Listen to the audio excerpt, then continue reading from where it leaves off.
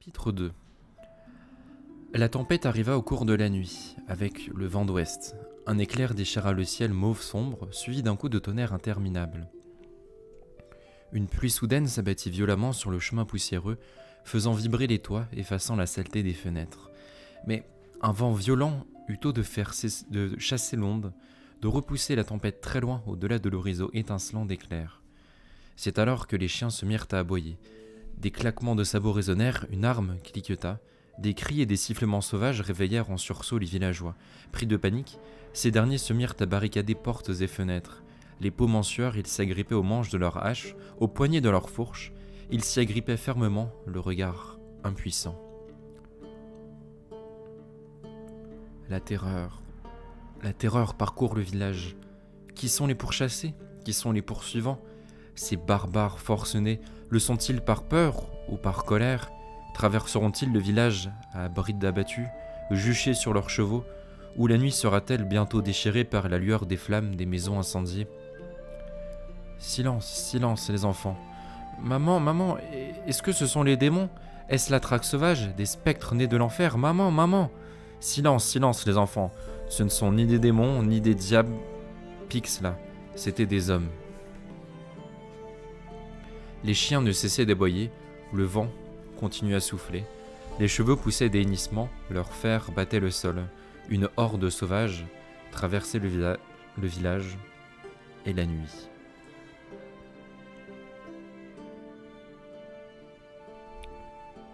Hotsporn escalada la colline, tira sur les rênes de son cheval et le fit pivoter.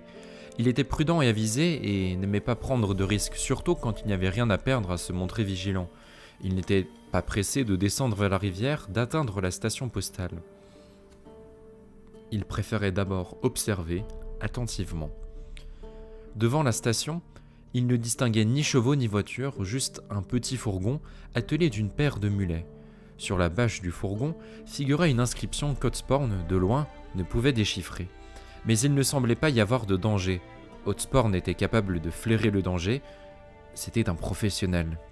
Il descendit sur la rive broussailleuse envahie d'osier, fit pénétrer son cheval dans l'eau profondément, puis traversa la rivière au galop, au milieu de giclées d'eau qui s'élevaient bien au-dessus de sa selle. Les canards qui barbotaient au bord de la rivière s'enfuirent en cancanant bruyamment. Hotsporn pressa son cheval, il franchit une palissade et se retrouva dans la cour de la station. Il pouvait, à présent, déchiffrer l'inscription qui figurait sur la bâche du fourgon.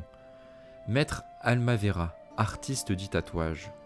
Chaque mot de l'inscription était d'une couleur différente et commençait par une lettre exagérément grande, richement enluminée. Et sur un coffre du chariot, au-dessus de la roue avant droite, on pouvait voir une flèche fendue peinte d'une couleur pourpre. « À terre !» on te dit-il derrière son dos. « À terre, plus vite que ça, les mains loin de la poignée !» Ils s'approchèrent et l'encerclèrent sans bruit. As, en veste de cuir rivé d'argent, par la droite, Falca, en jaquette de daim vert et coiffé d'un béret à plumes, par la gauche. Hotsporn baissa son capuchon et ôta le bandeau de son visage. « Ah ah !» As baissa son épée. « C'est vous, Hotsporn. Je vous aurais sûrement reconnu, mais j'ai été trompé par votre cheval Moreau. » « Quelle magnifique petite jument !» s'extasia Falca en repoussant son béret sur l'oreille. Noire et brillante comme le charbon, pas un poil plus clair, et bien bâtie, c'est une pure beauté. « Et oui, j'ai pu me la procurer pour moins de 100 florins, sourit Hotsporn d'un air nonchalant. Où est Gisler? À l'intérieur ?» As s'acquiesça d'un signe de tête. Falca, comme envoûté par la jument, lui donna une tape sur l'encolure. « Quand je l'ai vue galoper dans l'eau, dit-elle en se levant, en levant sur Hotsporn ses grands yeux verts, on aurait dit un véritable kelpie. Si elle avait surgi de la mer et non de la rivière, j'aurais certainement cru que c'en était un. »« Et vous avez déjà un véritable kelpie, mademoiselle Falca ?»« En image. » La jeune fille se rembrunit soudain. « C'est une longue histoire. Venez à l'intérieur, Gisler vous attend. » Près de la fenêtre, par laquelle filtrait un rayon de lumière, une table avait été installée. Missel, qui ne portait rien en dessous de la ceinture, à l'exception de ses chaussettes noires, s'y tenait à demi allongé, dans une posture impudique, en appui sur ses coudes. Un individu maigre aux cheveux longs, en blouse gris foncé, était agenouillé entre ses jambes écartées. Ça ne pouvait être que Maître Almavera, l'artiste du tatouage, car l'homme était justement occupé à tatouer sur la cuisse de Missel un dessin en couleur. Viens plus près, Hotsporn, l'invita Gisler en rapprochant un escabeau de la table où il était assis avec Étincelle, Kelligé et Riff. Ces deux derniers, tout comme As, étaient pareillement vêtus de cuir noir, criblés d'agrafes, de clous, de chaînes et autres ornements fantaisistes en argent. Un artisan a dû faire une sacrée bonne affaire avec eux, se dit Hotsporn. Quand l'envie leur prenait de s'accoutrer de belle manière, les rats payaient royalement les tailleurs, les cordonniers et les selliers. De toute évidence, ils n'hésitaient pas non plus à arracher directement sur la personne qu'ils venaient d'attaquer un habit ou un bijou qui leur était tombé dans l'œil. Manifestement, tu as trouvé notre message dans les ruines de l'ancienne station, constata Gisler en s'étirant. Mais qu'est-ce que je dis? Tu ne serais pas ici sinon, n'est-ce pas? Tu es même descendu plutôt vite, je dois le reconnaître. Parce qu'il a une superbe jument, intervint Falca. Je parie qu'elle est aussi fringante. J'ai en effet trouvé votre message. Hotsporn ne quittait pas Gisler du regard. Et qu'en est-il du mien? T'est-il parvenu? Il m'est parvenu, bafouilla le chef des rats. Mais, pour être bref, disons que nous n'avions pas le temps. Ensuite, nous tous nous sommes salutés et il a bien fallu prendre du repos. Et plus tard, nous avons suivi une autre route. Satané merdeux, pensa Hotsporn. Pour être bref, tu n'as pas rempli la mission que je t'avais confiée. Eh bien, non. Pardonne-moi, Hotsporn, ce n'était pas possible. Ce sera pour la prochaine fois, sans faute. Sans faute, confirma avec emphase Kelligé, bien que personne n'ait sollicité son avis. Satané merdeux irresponsable. Ils se sont sous-lotés et ensuite ils ont suivi une autre route qui menait sans aucun doute à l'atelier de quelques tailleurs à qui ils ont commandé de belles fripes. Tu bois quelque chose? Non merci. Mais peut-être goûteras-tu à ceci. Gisler désignait un petit écrin, laqué, posé au milieu des touris et des timbales. Hotsporn avait déjà compris pour quelles raisons les yeux des rats brillaient de cet éclat étrange, pourquoi leurs mouvements étaient si nerveux et si vifs.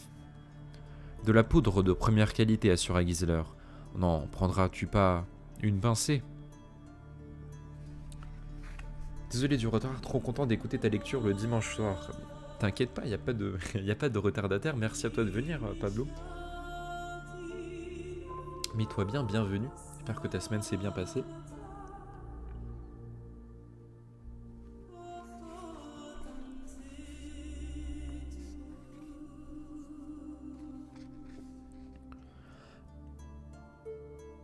Hotsporn regarda d'un air éloquent les taches de sang et les traces laissées dans la sueur. De toute évidence, un corps avait été traîné par là. Gisler suivait son regard. Un valet a voulu jouer les braves avec nous, pouffa-t-il, au point qu'Étincelle a dû le corriger. Étincelle émit un rire guttural. On devinait sans peine qu'elle était très excitée par les narcotiques. Je l'ai si bien corrigé qu'il s'est étouffé avec son sang, se vanta-t-elle, et les autres se sont alors calmés sur le champ. C'est ce qu'on appelle la terreur. Mais dis donc, elle a bien changé notre petite Étincelle. Comme à l'accoutumée, elle était couverte de bijoux. Une boucle en diamant ornait même l'aile de son nez. Elle n'était pas vêtue de cuir, mais d'un cafetan couleur cerise avec un dessin de brocart assez célèbre pour être du dernier cri parmi la jeunesse dorée de Thurn, de même que le foulard de soie qui entourait la tête de Gisler. Hotsporn avait même déjà entendu parler de jeunes filles se rasant à la micelle. C'est ce qu'on appelle la terreur, répéta-t-il songeur, les yeux toujours rivés sur la traînée de sang sur le sol. Et qu'en est-il du maître de la station? De sa femme? De son fils? Mais non, se renfrogna Gisler. Crois-tu donc que nous les avons tous abattus? Allons, allons. Pour l'instant, ils sont enfermés dans le cellier. Comme tu peux le constater, la station nous appartient à présent. Kelleg se rinça bruyamment la bouche avec du vin, puis cracha par terre. À l'aide d'une petite cuillère, il préleva un peu de ficetch dans l'écrin, le déposa minutieusement sur le bout de son index mouillé de salive, qu'il porta à sa bouche pour en frictionner sa gencive. Il passa l'écrin à Falca, qui répéta le rituel avant de tendre le ficetch à Riff. Le Nilfgaardien refusa, occupé à feuilleter le catalogue des tatouages en couleur. Il passa la boîte à étincelles qui, sans se servir, la tendit à Gisler.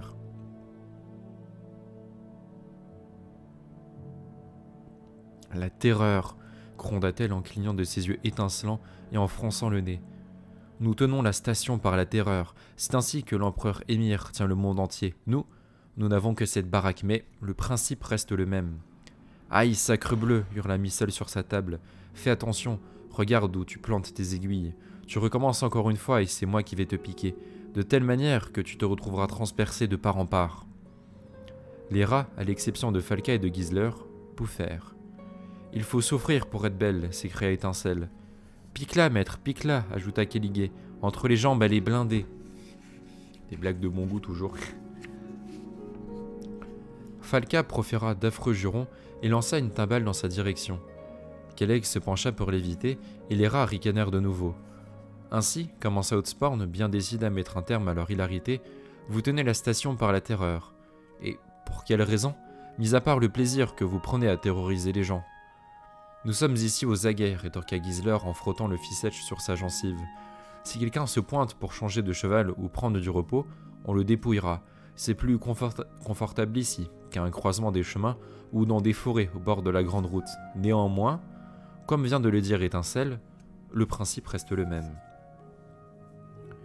Mais depuis l'aurore, seul celui-là nous est tombé entre les pattes, intervint Riff en désignant le maître Almavera, quasiment invisible, la tête entre les cuisses écartées de Missel. Fauché comme les blés, comme tout le saltimbanque, il n'avait rien qu'on puisse lui dérober. Alors, on le dépouille de son art. Jetez donc un œil, voyez comment il est habile en dessin. Il dénuda son avant-bras et montra son tatouage. Une femme nue qui semblait remuer les fesses quand il serrait le poing. Kelleg se vanta lui aussi. Au-dessus d'un bracelet d'épines, un serpent vert s'enroulait autour de son poignet, sa gueule béante, révélant une langue fourchue, écarlate. Très chic, observa Hotsporn avec indifférence, et d'une grande utilité pour l'identification de cadavres. Néanmoins, mes chers rats, le pillage ne vous a pas réussi. Il va falloir payer l'artiste pour son art. Je n'ai pas pu vous avertir plus tôt. Depuis 7 jours, c'est-à-dire depuis le 1er septembre, le cygne est une flèche pourpre fendue. Il en a une peinte sur son chariot. Riff jura dans sa barbe. Kéligé éclata de rire. Gisler agita la main avec nonchalance. Soit, nous le paierons pour ses aiguilles et ses tatouages, s'il le faut. Une flèche pourpre, dis-tu? Nous nous en souviendrons. Si quelqu'un d'autre se pointe ici avec le signe d'une flèche, nous ne lui ferons pas de mal. Tu as l'intention de camper ici jusqu'à demain? S'étonna Hotsporn avec une emphase exagérée. Ce n'est pas raisonnable, c'est risqué et dangereux. Qu'est-ce à dire? C'est risqué et dangereux. Gisler haussa les épaules, Étincelle renifla, puis se moucha en rejetant sa morve au sol. Riff, Kéligé et Falca regardaient le négociant comme s'il venait de leur apprendre que le soleil était tombé dans la rivière et qu'il fallait vite le repêcher avant que les crabes le saisissent entre leurs pinces. Hotsporn comprit alors qu'il avait affaire à des gamins fous, à des fanfarons dotés d'une bravoure démente. Il ne servait à rien d'en appeler à leur bon sens ni de les prévenir d'un quelconque risque. Ces notions leur étaient totalement étrangères. Pourtant, il essaya. « Vous êtes traqués, les rats. » « Et alors ?» Hotsporn soupira. La discussion fut interrompue par Missel qui s'approcha d'eux, sans s'être donné l'appel de se rhabiller. Elle posa la jambe sur le banc et, en tournant les hanches, fit admirer à tous l'œuvre du maître Almavera.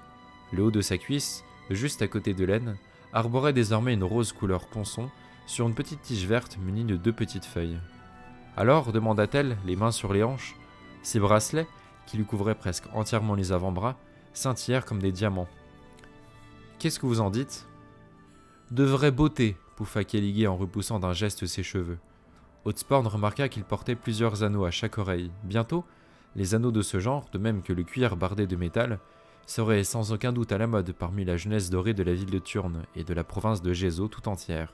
« À ton tour, Falca, dit Missel, que souhaites-tu te faire tatouer ?» Falca toucha la cuisse de la jeune fille, se pencha et observa le tatouage, de près. Missel y bourrifa tendrement ses cheveux cendrés. Falca eut un petit rire et, sans cérémonie, commença à se déshabiller. « Je veux la même rose, exactement, annonça-t-elle, au même endroit que toi, ma chérie. » Très bien.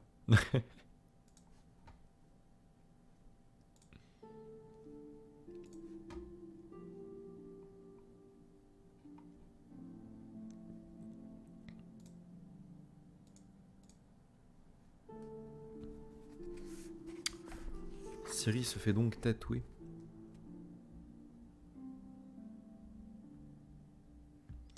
Eh bien, il y en a des souris chez toi, Visigotha. Ciri avait interrompu son récit. Elle regardait le sol où, dans le cercle de lumière déversé par la lampe à huile, se déroulait un véritable tournoi de souris. On pouvait aisément imaginer ce qui se passait en dehors du cercle, dans le noir total. Un chat te serait utile, ou même deux. Les rongeurs, dit l'ermite en tout sautant, se pressent à l'intérieur parce que l'hiver arrive. Quant à avoir un chat, j'en avais un, mais il est allé vadrouiller quelque part, le fripon. Il a disparu. Il a dû se faire manger par un renard ou une martre. Tu n'as pas vu ce chat, Ciri. S'il s'est fait manger, c'est par un dragon, rien de moins. Vraiment ? Dommage. Il leur empêchait ses souris de se balader sous mon lit. Oui, c'est dommage, mais je pense qu'il reviendra. Les chats reviennent toujours. Je vais remettre du bois dans le feu, il fait froid. Oui, les nuits sont diablement fraîches en ce moment. Et pourtant, nous ne sommes même pas à la mi-octobre. Continue, Ciri. La jeune fille resta assise un moment, immobile, le regard plongé dans l'âtre. Le feu reprit vite, il crépita, gronda, darda un reflet doré et des ombres mouvantes sur le visage défiguré de la jeune fille. Raconte.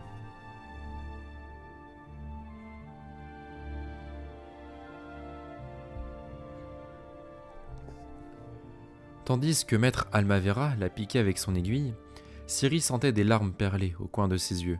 Bien qu'elle ait pris la précaution de s'étourdir de vin et de poudre blanche avant qu'il commence son ouvrage, la douleur était insupportable. Elle serra les dents pour réprimer un gémissement. Bien entendu, elle ne laissait rien paraître, elle faisait mine de ne pas prêter attention à l'aiguille, de mépriser la douleur.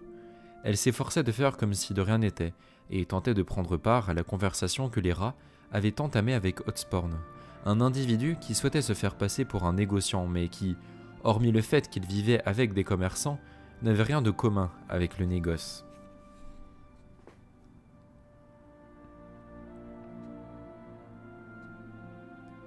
De sombres nuages s'accumulent au-dessus de vos têtes, disait Hotsporn, en balayant de ses yeux noirs les visages des rats. Non seulement le préfet Damario vous poursuit, ainsi que les Varnagen, le baron Casadei. Celui-là, Sir Frank-Gisler, le préfet et les Varnagen. Je comprends, mais pour quelle raison ce Casadei s'acharne-t-il sur nous? Le loup qui veut se faire passer pour un agneau sur Hotsporn, et qui bêle plaintivement. Bé, personne ne m'aime, personne ne me comprend. Ou que je me présente, on me jette des pierres, on crie haro. Pourquoi tant de haine et d'injustice? Depuis son aventure près de la rivière Bergumnanet, mes chers rats, la fille du baron Casadei est restée faible, fébrile. Ah, se souvint Gisler, le carrosse avec les 4 baies, c'est cette damoiselle-là? Oui. Comme je le disais, elle est souffrante. La nuit, elle se réveille en criant. Elle n'a pas oublié, monsieur Kelligé, ni surtout sa broche, souvenir de sa défunte mère, que mademoiselle Falca, tout en proférant divers propos, lui a arraché de force alors qu'elle était agrafée sur sa robe. Ce n'est pas du tout de cela qu'il s'agit, fulmina Ciri depuis sa table, profitant de l'occasion pour réagir à la douleur. En lui permettant de s'en tirer indemne, nous l'avons outragée et offensée. Il aurait fallu la bataculter. En effet, Ciri sentait le regard d'Hotsporn sous ses cuisses nues. C'est véritablement un immense déshonneur pour elle de ne pas avoir été bataculée. Pas étonnant que Casadei mortifié ait convoqué une horde armée, alloué une récompense, qu'il ait juré publiquement de vous pendre tôt et court avec les corbeaux au sommet des murs de son château. Il a également annoncé que pour cette broche arrachée à sa fille, il arracherait la peau de mademoiselle Falca avec des ceintures. Ciri poussa un juron, et les rats se mirent à ricaner d'un rire sauvage. Étincelle et tiernois, et se mit de la morve partout. Le Fissetch lui taquinait les muqueuses. Nous foulons, nous poursuivons au pied, annonça-t-elle en essuyant ses lèvres. Son menton, ainsi que la table, avec son foulard. Le préfet, le baron, les Varnagen, ils sont à nos trousses, mais ils ne nous rattraperont pas. Nous sommes les rats. Après le Velda, nous avons fait 3 zigzags et à présent ces imbéciles tourneront en suivant des pistes refroidies. Avant qu'ils aient capté, ils seront trop loin pour faire demi-tour. Et quand bien même ils feraient demi-tour, s'enflamma As, Il avait quitté depuis un certain temps déjà son poste de sentinelle. Personne n'est allé le remplacer, même si personne ni même n'en avait l'intention. Je les tailladerai, et voilà tout. Bien sûr, s'écria Ciri, qui avait déjà oublié leur fuite de la nuit précédente à travers les villages le long de la Velda et la peur qui leur quélait au ventre. Ça suffit. Gisler frappa la table de sa paume ouverte, mettant brusquement un terme à ce verbiage turbulent. Parle, Hotsporn. Je vois bien que tu veux nous faire part de quelque chose d'autrement plus important que le préfet, les Varnagan, le baron Khazad-dû, et sa fillette si sensible. Waouh, vous êtes arrivé tellement massivement d'un coup. Du coup, salut Ona, bienvenue, j'espère que tu vas bien. Salut à Snalia, et salut Orange. J'espère que vous trois vous allez bien, que vous avez passé une bonne semaine. Et bienvenue, installez-vous, mettez-vous bien. On est dans les récits... Là c'est Ciri, vous vous rappelez, qui fait le récit au vieux de comment elle en est arrivée à être là.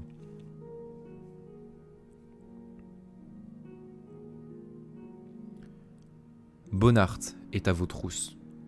Un silence de plomb s'abattit sur la pièce. Même maître Almavera interrompit son ouvrage quelques instants. Bonnart, répéta Gisler lentement. Cette vieille crapule au crâne gris. Qui donc avons-nous pu énerver à ce point? Quelqu'un de riche, affirma Missel. Tout le monde n'a pas les moyens de se payer les services de Bonnart. Ciri était sur le point de demander qui était ce Bonnart, mais Aserif la devancèrent, d'une même voix presque simultanément. C'est un chasseur de primes, expliqua Gisler, la mine sombre. Il a fait le soldat autrefois, paraît-il. Puis, il s'est occupé d'un commerce ambulant, avant de se mettre à tuer des gens contre rémunération. C'est un fils de salaud, comme on en voit peu. On raconte, ajouta Kelleg avec une certaine désinvolture, que si on alignait dans un seul cimetière tous ceux que Bonnart a zigouillés, le cimetière devrait mesurer au moins un demi-arpent de long. Missel versa une pincée de poudre blanche dans le creux, entre son pouce et son index, puis elle inspira profondément. Bonnart a massacré la clique du grand Lothar, déclara-t-elle. Il les a fauchés, son frère et lui, celui qu'on appelait la petite Amanite. On raconte qu'il l'a eu d'un coup dans le dos, précisa Kelleg. Il a aussi tué Valdez, ajouta Gisler, et quand Valdez est mort, toute sa clique s'est désagrégée. C'était l'une des meilleures, une bande puissante, solide, de bons camarades. Durant un temps, j'avais pensé les rejoindre, avant de vous rencontrer. Tout cela est vrai, dit Hotsporn. Il n'y avait aucune clique comparable à celle de Valdez, et il n'y en aura pas d'autre. On a fait une chanson sur la rafle près de Sarda, et la façon dont ils s'en sont sortis. C'étaient des têtes futées. Quelles fougues viriles, bien peu, peuvent se panraganer à eux. Les rats se turent soudain, et lui jetèrent des regards furibonds. Nous, un jour, reprit Kelleg d'une voix traînante, après une minute de silence, alors que nous étions seulement 6, nous avons percé tout un escadron de la cavalerie nilfgaardienne. Nous avons repris Kelleg au Nissir, grondasse. N'importe qui ne peut pas se paragonner à nous non plus, siffla Riff. C'est un fait, Hotsporn, se rengorgea Gisler. Les rats ne sont pas plus mauvais que notre bande, pas moins habiles que la clique de Valdez. Tu parlais de fougue virile, eh bien moi je vais t'en compter sur la fougue féminine. Étincelle, Missel et Falca, à elles trois, telles que tu les vois ici, ont traversé en plein jour le centre de la petite ville de Druig, et, ayant appris que les Varnagan se trouvaient dans la taverne, elles l'ont traversé au galop, de part en part. Elles sont entrées par devant et sont ressorties par derrière. Et les Varnagan sont restés la gueule ouverte, à regarder leur chope cassée et leur bière renversée. Tu dirais peut-être que ce n'est rien? Il ne le dira pas, anticipa Missel en souriant d'un air mauvais. Il ne le dira pas car il sait bien qui sont les rats, et sa guilde aussi le sait. Oui, et toi? Bah écoute, oui, ça va super, merci bien. Content de poursuivre la lecture de nos aventures. Les aventures de Ciri plus que Geralt désormais.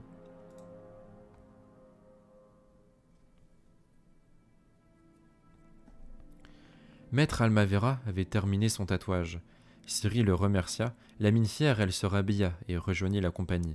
Elle s'ébroua, sentant sur elle le regard étrange, presque ironique, d'Hotsporn qui la jugeait.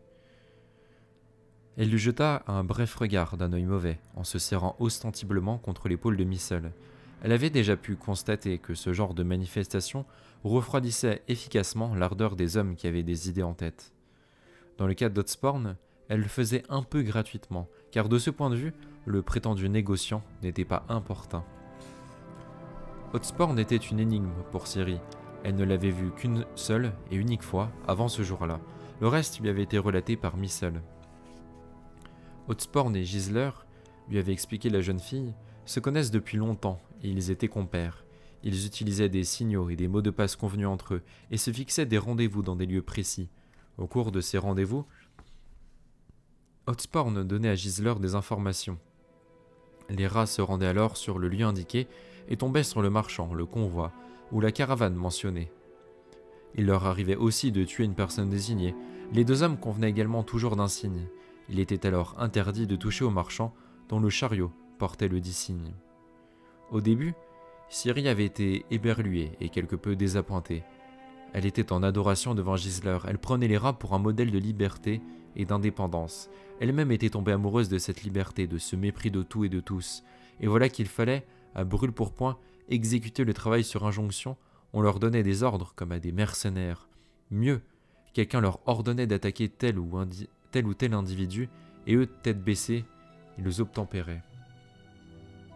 C'est donnant, lui avait répondu Missel en haussant les épaules, lorsque Ciri l'avait interrogé. Hotspur nous donne des ordres, mais il nous transmet aussi des informations qui nous permettent de survivre. La liberté et le mépris ont leurs limites.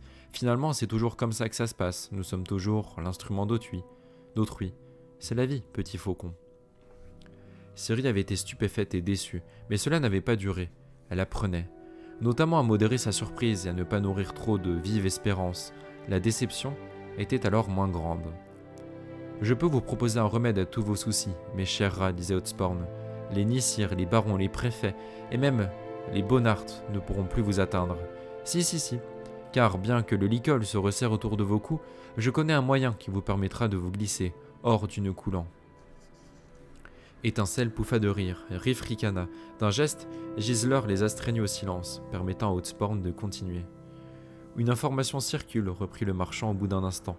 D'un jour à l'autre, une amnistie doit être proclamée.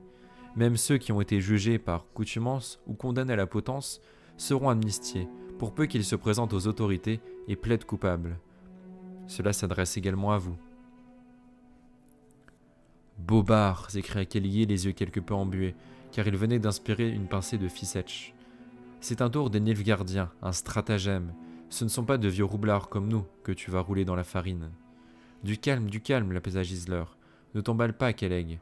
Hotspur n'a pas pour habitude de raconter des bobards, ni de manquer à sa parole. Il a coutume de savoir ce qu'elle dit et pourquoi elle le dit. Il connaît donc certainement, et il va nous l'apprendre, la raison de cette soudaine bienveillance nilfgaardienne.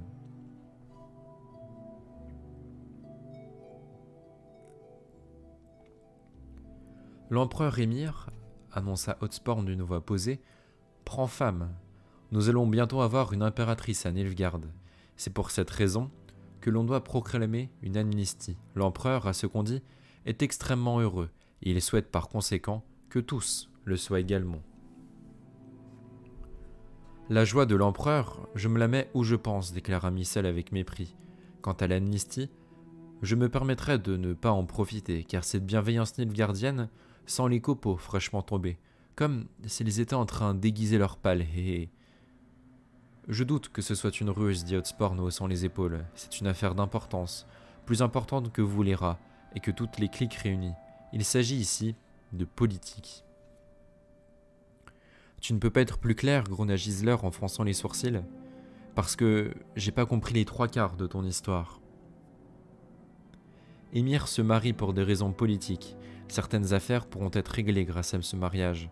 L'empereur, en se mariant, crée une union. Il veut renforcer davantage l'Empire, mettre un terme au tumulte frontalier, introduire la paix. Car savez-vous qui sera son épouse? Cyrilia, l'héritière du trône de Cintra. Des grosses barres, bien sûr. On sait tous que, bien sûr, Ciri va l'épouser. On va déjà qu'il trouve Ciri, ça pourrait être plus pratique.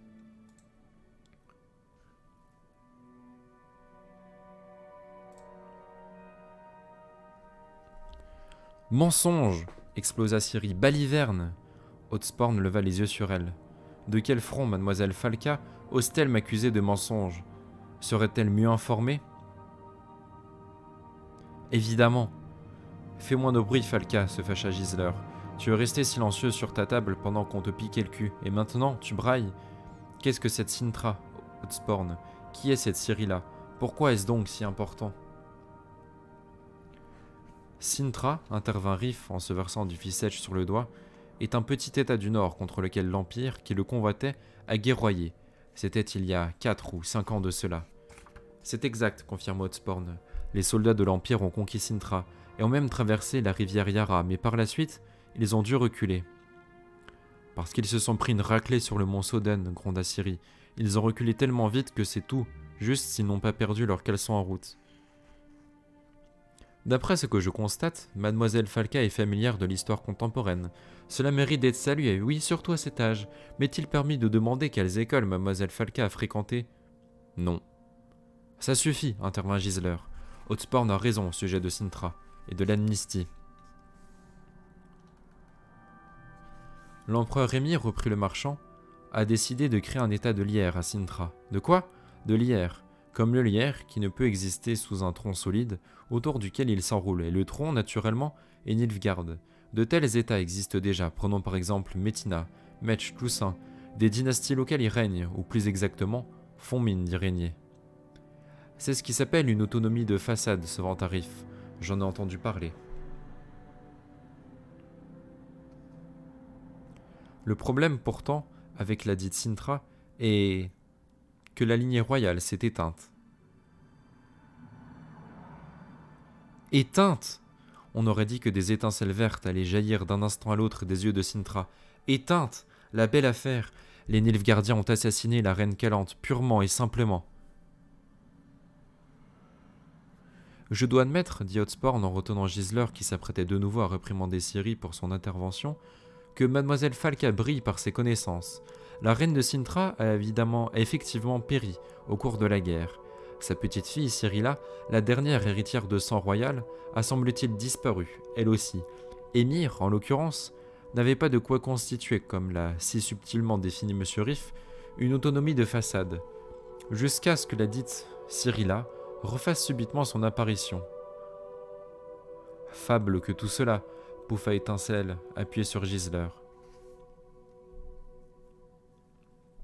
Effectivement, approuva Hotsporn d'un signe de tête. Cela ressemble un peu à une fable, il faut le reconnaître. On dit qu'une magicienne maléfique tenait la dite Cyrilla enfermée dans une tour magique, dans l'extrême nord. Mais elle a réussi, Cyrilla, pas la tour, à se sauver pour demander asile à l'Empire. Ce ne sont que des balivernes, des inepties monstrueuses, du grand n'importe quoi, se déchaîna Ciri qui, les mains tremblantes, se saisit de l'écrin contenant le ficèche. L'empereur Émir l'avait à peine vue, poursuivit Hotsporn, guère troublé, qu'il tomba éperdument amoureux d'elle, selon la rumeur, et il veut à présent la prendre pour épouse. Petit Faucon a raison, dit Missel d'une voix dure en accompagnant ses paroles d'un coup de poing sur la table. Ce sont de sacrées inepties, par tous les diables, je n'arrive pas à comprendre ce que tout cela veut dire. Une chose est sûre, se baser sur cette ineptie pour espérer la bienveillance nilfgaardienne serait une ineptie plus grande encore. Absolument, l'appuya Riff, nous n'avons rien à espérer du mariage impérial. Même s'il se marie avec je ne sais qui, c'est toujours une autre fiancée qui nous attendrait, nous autres, une fiancée de chanvre. Il n'est pas question ici de vos coups, mes chers rats, leur rappela Hotsporn, mais de politique. À l'extrême nord de l'Empire, sévissent toujours des rébellions, des mutineries et des émeutes, surtout dans la même ville de Cintra et ses alentours. Mais si l'empereur prend l'héritière de Cintra pour épouse, alors cette région s'apaisera. Si une amnistie est solennellement proclamée, les rebelles descendront des montagnes et cesseront de harceler les soldats impériaux et de leur faire affront. Ma foi, si une Cintrasienne s'assied sur le trône impérial, les rebelles entreront dans l'armée nilfgaardienne. Et vous savez parfaitement qu'au nord, au-delà de la rivière Yara, la guerre continue à faire rage. Chaque soldat compte.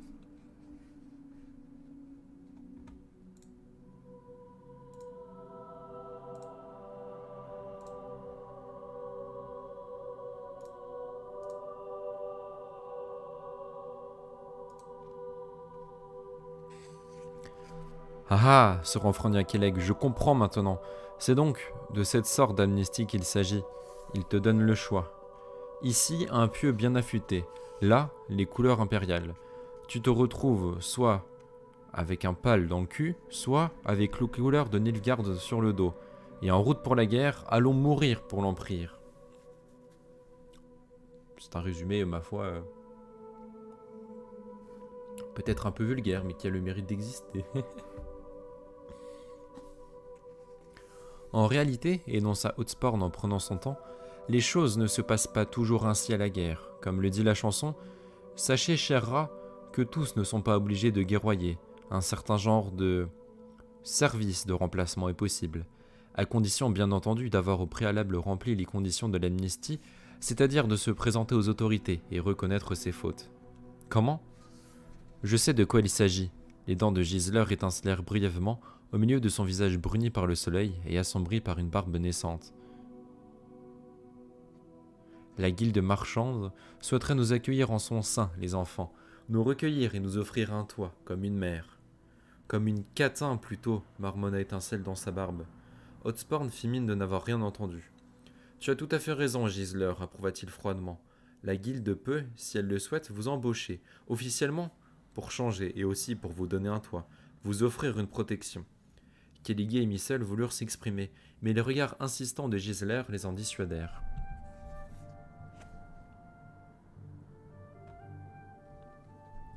Transmets à la guilde Hotspur, répondit le chef des rats sur un ton glacial, que nous lui sommes reconnaissants de son offre. Nous allons y réfléchir, en discuter, et nous prendrons une décision. Hotspur se leva. J'y vais. Maintenant, en pleine nuit ? Je passerai la nuit au village, je ne me sens pas vraiment à l'aise ici. Et demain, direction la frontière avec Métina, puis par la grande route jusqu'à Forgham, où je séjournerai jusqu'à l'équinoxe et plus longtemps peut-être, qui sait, car j'y attendrai ceux qui ont déjà réfléchi, qui sont prêts à se présenter et attendre l'amnistie sous ma protection.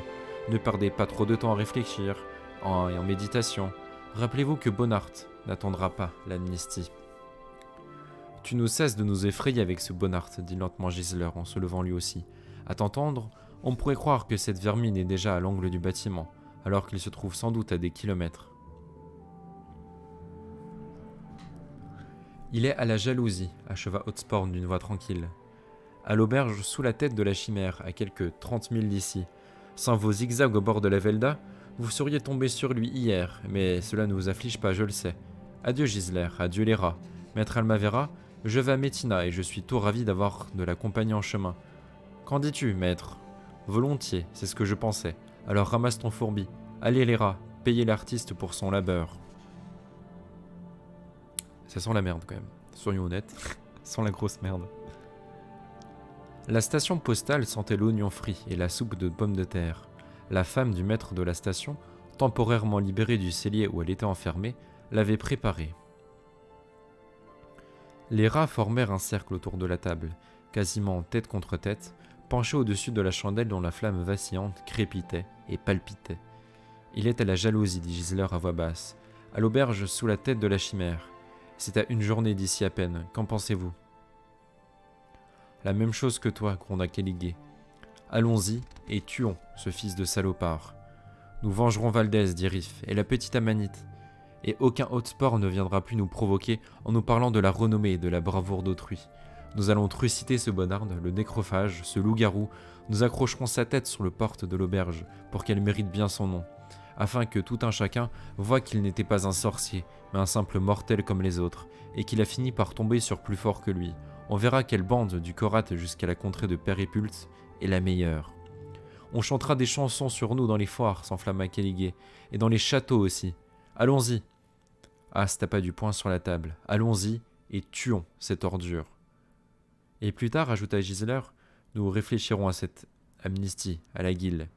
Qu'as-tu à faire, la grimace, Kelleg ? On dirait que tu as avalé une punaise. On nous colle au talon et l'hiver arrive. Voilà ce que je pense, les amis.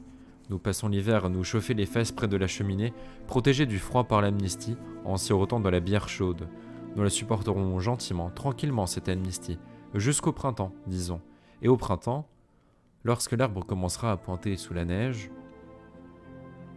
les rats éclatèrent en chœur d'un rire sinistre. Leurs yeux luisaient tels ceux de vrais rats lorsqu'ils s'approchent la nuit, dans une sombre ruelle, d'un homme blessé, incapable de se défendre. Trinquons, dit Gisler, à la mort de Bonaparte. Maintenant, mangeons cette soupe et ensuite au lit.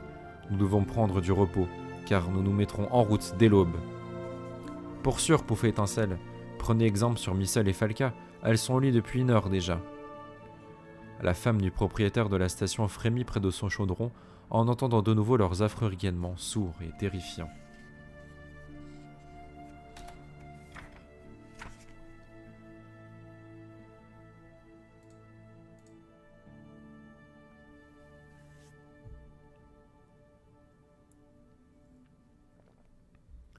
On n'avait pas eu dans le premier chapitre où on arrive enfin de la bagarre. Enfin, pour ceux qui aiment la bagarre, bien sûr.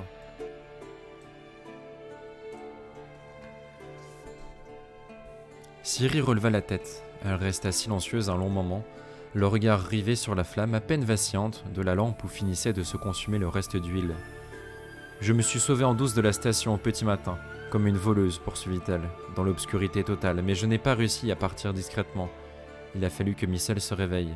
Elle m'a surprise à l'écurie alors que je sellais mon cheval. Mais elle ne semblait pas étonnée. Elle n'a pas tenté de m'arrêter, non. Le jour commençait à se lever. L'aube n'est pas loin non plus à présent, constata Visigotha en bâillant. Il est temps de dormir, Ciri.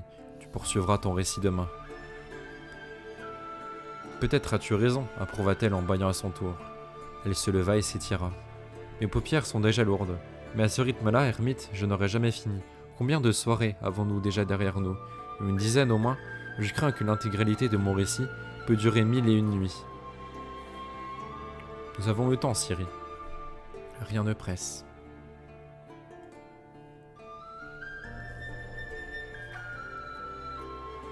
C'est moi que tu veux fuir, petit faucon, ou toi-même? J'en ai fini de fuir. Maintenant, je veux rattraper quelque chose. C'est pourquoi je dois retourner là où a tout commencé. Le faux. Tu dois comprendre, Micelle. C'est pour ça que tu as été gentil avec moi aujourd'hui. Ça faisait si longtemps. Une dernière fois, en guise d'adieu, et ensuite tu m'oublieras. Je ne t'oublierai jamais, Micelle. Si, tu m'oublieras. Jamais, je le jure, et ce n'était pas la dernière fois. Je te retrouverai. Je viendrai te chercher, dans un carrosse doré tiré par 6 chevaux, avec un cortège de courtisans, tu verras. J'aurai bientôt des moyens, de grands moyens. Grâce à moi, ton destin va changer. Tu verras. Tu te rendras alors compte de tout ce que je suis capable de faire, tout ce que je peux faire changer.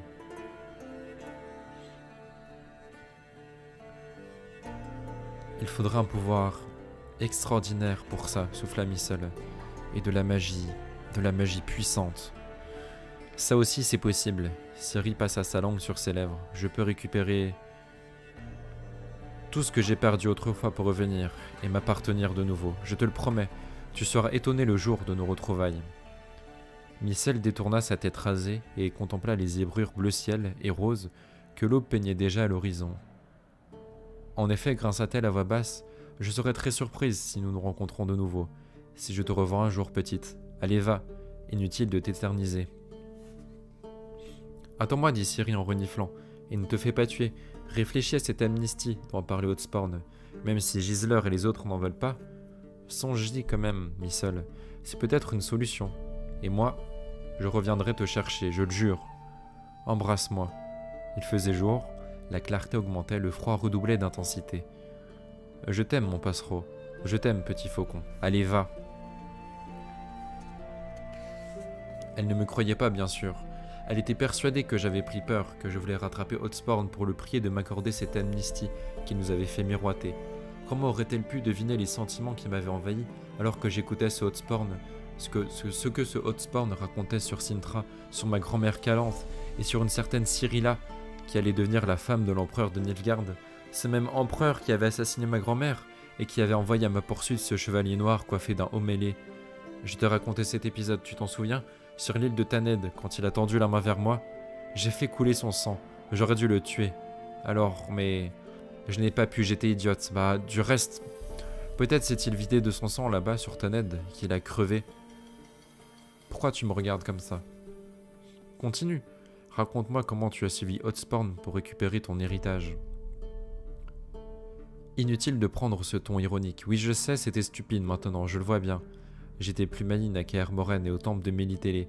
Là-bas, j'avais compris que ce qui s'était passé ne pouvait revenir, que je n'étais plus la princesse de Cintra, mais quelqu'un de totalement différente, que je n'avais plus aucun héritage, que tout ça était perdu et qu'il fallait s'en accommoder. On me l'avait expliqué de manière très intelligente, avec sérénité, et je l'avais accepté, avec la même sérénité. Et soudain, C'est revenu progressivement. D'abord lorsqu'on m'a agité sous le nez le titre de cette gamine, la fille du baron Casadei.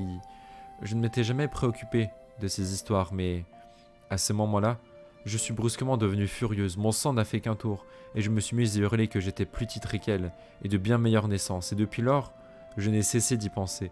Je sentais la colère monter en moi. Tu comprends cela, Visigotha? Je comprends. Mais c'est le récit d'Otsporn qui a fait déborder le vase. J'en bouillais presque de rage. On m'avait tellement parlé à l'époque de ma destinée, et voilà que quelqu'un d'autre s'apprêtait à en profiter grâce à une simple imposture. Quelqu'un se faisait passer pour moi, pour Ciri de Cintra. Et quelqu'un aurait tout, vivrait dans le luxe. Non, non, je ne pouvais penser à rien d'autre. Soudain, j'ai pris conscience que je ne mangeais pas à ma faim, que je grelottais en dormant à ciel ouvert, que je devais faire ma toilette intime dans les ruisseaux glacés. Moi qui aurais dû me baigner dans une baignoire en or, avec de l'eau parfumée à la rose et aux huiles essentielles, des serviettes chaudes, des draps propres. Tu comprends, Visigotha? Je comprends. Pas très fut-fut quand même la série là-dessus parce que... J'aurais pu deviner quand même que l'empereur est pas si con que ça. Théoriquement quand même. Apparemment non. Apparemment... Il va sûrement se faire rattraper, se faire péter.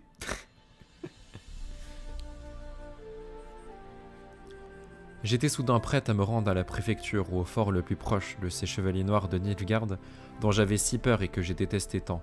J'étais prête à dire « Ciri, c'est moi, pauvre crétin de Nilfgaardien. C'est moi que votre abruti d'empereur devrait épouser. On lui a fourgué une menteuse éhontée à votre empereur et cet imbécile n'y a vu que du feu. » J'étais tellement enragé que je l'aurais fait si l'occasion s'était présentée, sans me poser de questions. Tu comprends, Visigotha? Je comprends.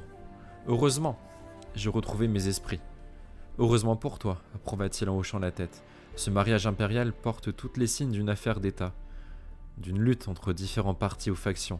Et si tu avais révélé ton identité en déjouant les plans de quelque forte influence, tu n'aurais pas échappé au stylet ou au poison. C'est aussi ce que je me suis dit. Et je l'avais sans cesse à l'esprit. J'ai compris que révéler qui j'étais me promettait une mort certaine.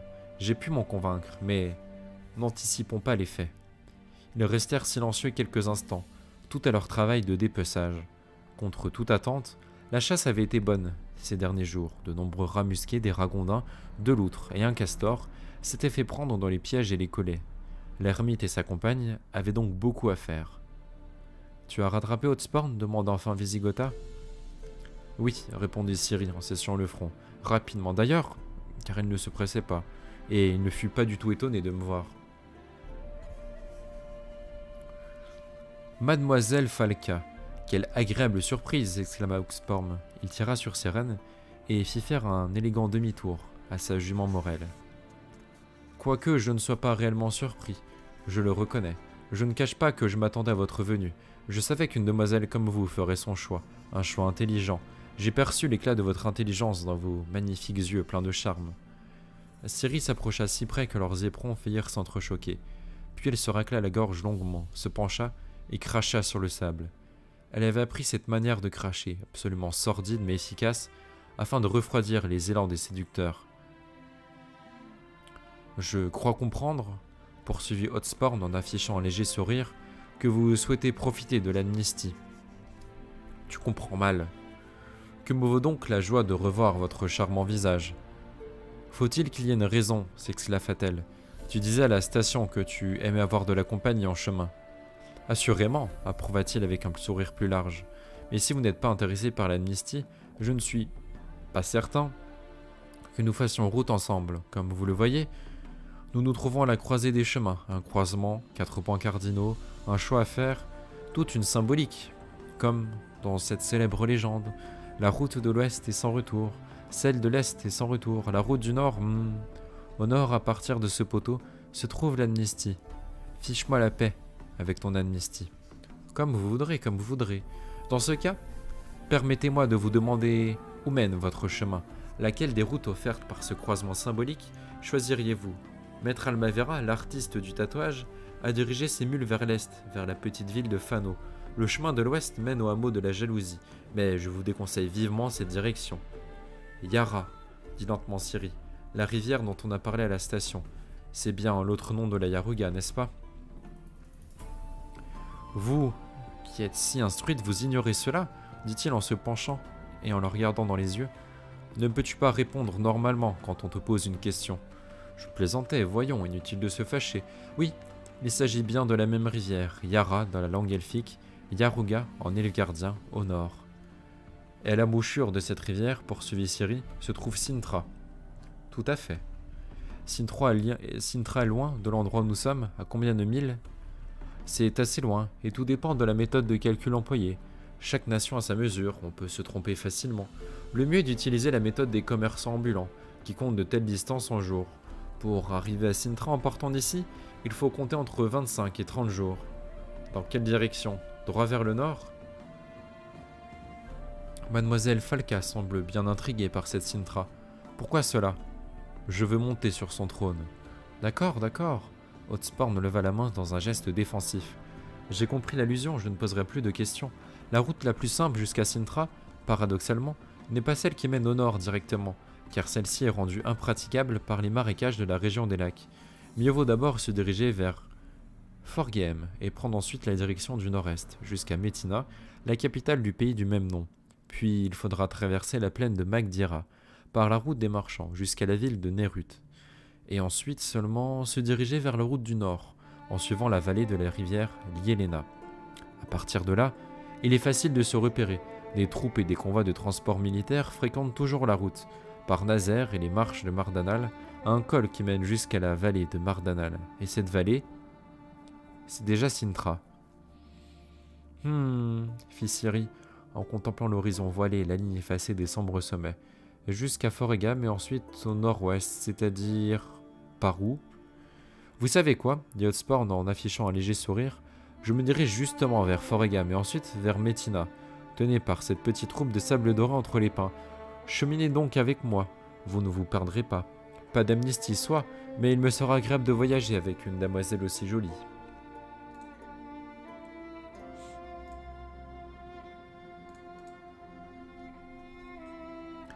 Ciri le jaugea de son regard le plus froid. Hotspur se mordit les lèvres dans un sourire narquois. Eh bien, allons-y. Bravo, mademoiselle Falca, sage décision, je l'avais bien dit, la demoiselle est aussi belle que maligne. Cesse de me donner du damoiselle. Hotspur, dans ta bouche c'est humiliant à la longue, et je ne permets pas qu'on m'humilie impunément. Comme il vous plaira. L'aube magnifique était trompeuse, elle ne tint pas ses promesses. La journée qui suivit fut grise et pluvieuse. La brume ternit l'éclat du feuillage automnal des arbres qui, penchés le long de la route, étincelaient de 1000 teintes d'ocre, de rouge et de jaune. L'air humide sentait l'écorce et les champignons. Ils chevauchèrent au pas sur le tapis de feuilles mortes, mais Hotspur poussait souvent sa monture au trot ou au galop. Ciri admirait alors la jument avec ravissement. A-t-elle un nom? Non, répondit Hotspur dans un large sourire. Il aimait faire admirer l'éclat de ses dents. Je traite les animaux de manière utilitaire, j'en change souvent, sans me lier. Je trouve que donner un nom à un cheval, lorsqu'on ne dirige pas une écurie, c'est pédant. N'êtes-vous pas de cet avis? Appeler un cheval Corneille, un chien bâtard ou un chat minou, c'est pédant. Ses regards et ses sourires équivoques ne plaisaient pas à Ciri, et elle ne supportait pas le ton légèrement narquois qu'il prenait pour poser ses questions ou répondre aux siennes. Elle adopta donc une tactique simple, elle se taisait ou parlait à demi-mot sans le provoquer, du moins lorsque c'était possible, ça ne l'était pas toujours, surtout qu'il parlait de l'amnistie. Lorsqu'une fois de plus elle manifesta assez violemment sa répugnance, Hotspur, de manière assez inattendue, changea de stratégie. Il entreprit soudain de lui démontrer que, dans son cas, l'amnistie était inutile et qu'elle ne la concernerait aucunement. L'amnistie s'adressait aux criminels, pas aux victimes de leurs crimes. Ciri pouffa de rire. Tu es toi-même une victime, Hotspur. En vrai, vraie question que je me pose, je sais pas si vous posez la même question les gens de YouTube, ou les gens du chat aussi, mais c'est quand même vachement étrange que le mec, il veuille autant que Ciri vienne pour l'amnistie, genre, qu'est-ce que lui... En fait, je me demande, qu'est-ce que lui, il a à gagner que l'amnistie soit... Enfin, qu'il y ait des gens qui viennent pour l'amnistie, tu vois. Qu'est-ce qu'il a gagné pour qu'il insiste autant quitte à être désagréable et se mettre en run contre une fille qui peut la buter à n'importe quel moment, tu vois. Est-ce que c'est vraiment, pardon, que pour le côté monétaire, genre il sait qu'il peut gagner plein d'argent, est-ce qu'il peut être bien vu par l'empereur? Enfin, je me demande vraiment en fait, qu'est-ce qu'il va faire, enfin qu'est-ce qui fait que qu'il est autant motivé pour avoir l'argent, enfin pour avoir l'accord de Ciri pour aller pratiquer l'amnistie, quoi.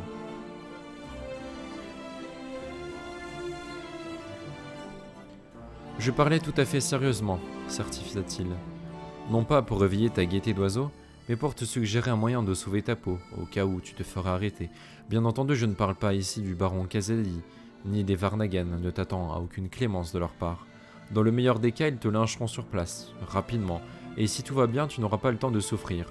En revanche, si tu tombais entre les mains du préfet et que tu te trouvais face au visage dur, mais juste du droit impérial, je te suggérerais d'adopter la ligne de défense suivante, éclater en sanglots et déclarer que tu es la victime innocente d'un concours de circonstances.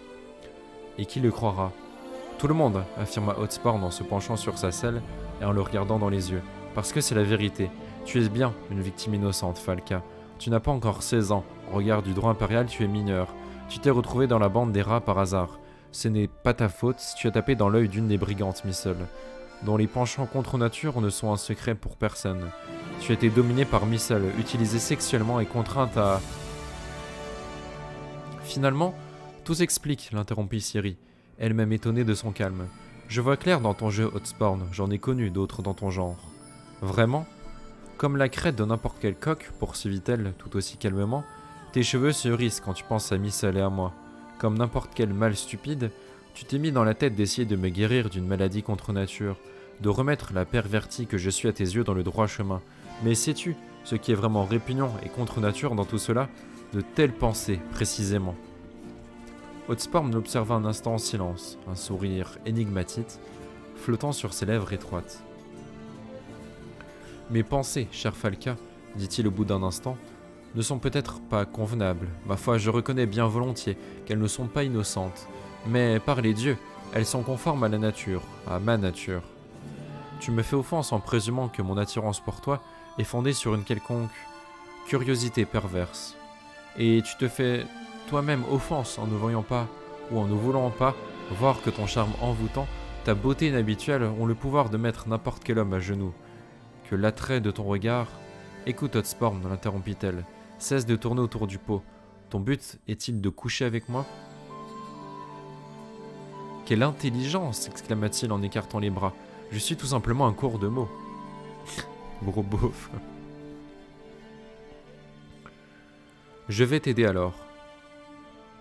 Elle pressa légèrement sa monture pour pouvoir le regarder par-dessus son épaule. Parce que moi j'ai les mots qui te manquent. Je me sens honoré. Dans d'autres circonstances, qui sait? Si ça avait été quelqu'un d'autre, peut-être aurais-je accepté.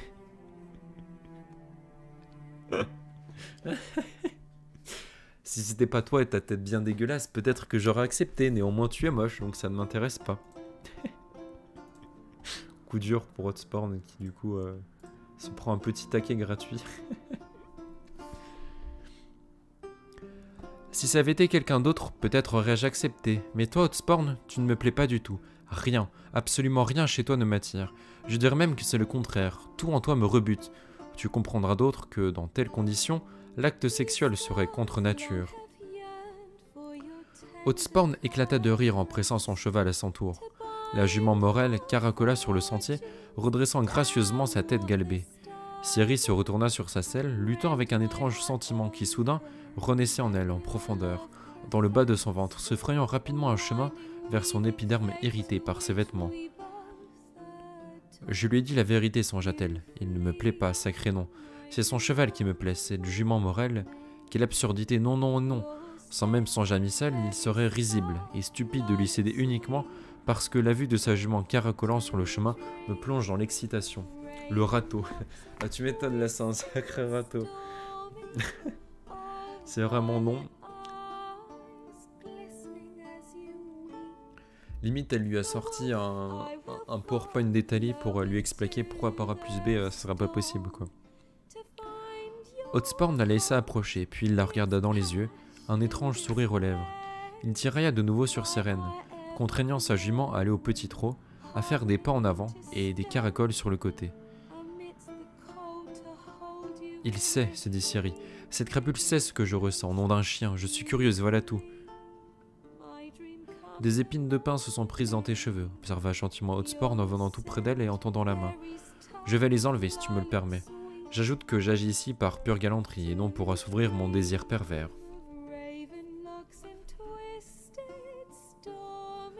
Sentir sa main l'effleurer lui procura une sensation agréable. Elle n'en fut pas étonnée. Elle était encore loin d'avoir arrêté sa décision, mais pour plus de sécurité, elle compta le nombre de jours écoulés depuis ses derniers saignements. Calculer à l'avance et la tête froide, c'est ce que Yennefer lui avait enseigné, car ensuite, quand ça devient chaud, une étrange répugnance pour le calcul s'empare de vous, ainsi qu'une fâcheuse tendance à minimiser les conséquences de vos actes. Hotspur la regardait dans les yeux et souriait, comme s'il savait parfaitement que la balance penchait en sa faveur. Si au moins il n'était pas aussi vieux, songea Ciri en soupirant, mais il a bien une trentaine d'années. De la tourmaline. Les doigts d'Hotspur touchèrent délicatement son oreille et sa boucle. C'est joli, mais ce n'est que de la tourmaline. Je t'offrirai des émeraudes avec plaisir, de plus grande valeur, et d'un vert intense qui s'accorderait d'autant mieux à ta beauté et à la couleur de tes yeux. Sache, énonça-t-elle avec lenteur, en le regardant de son air effronté, que même si les choses devraient en arriver là, j'exigerai tes émeraudes à l'avance, car il n'y a sans doute pas que les chevaux que tu traites de manière utilitaire, Hotspur. Au petit matin, après une nuit enivrante, le simple fait de te souvenir de mon prénom te semblerait pédant, bâtard le chien, Minou le chat et Marie la fille. Sur mon honneur, dit-il en riant d'un rire peu naturel, tu parviendrais à refroidir le plus ardent des désirs, Reine des Neiges. J'ai été à la bonne école.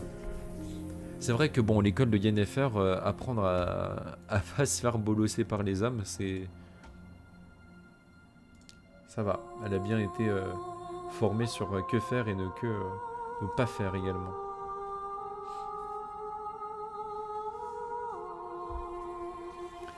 La brume s'était quelque peu dissipée, mais le temps était encore bien sombre, incitant à la somnolence. Leur torpeur fut brutalement interrompue par un grand bruit et un trépignement. Des cavaliers surgirent de derrière les chênes qu'ils longeaient. Tous deux réagirent de manière si rapide et coordonnée qu'on eût dit qu'ils s'étaient entraînés pendant des semaines. Ils éperonnèrent leurs chevaux et leur firent faire demi-tour. En un clin d'œil, ils partirent au galop, grand galop. Ils chargèrent un rythme effréné, penché, sur la crinière de leur monture qu'ils encourageaient en criant et en les talonnant.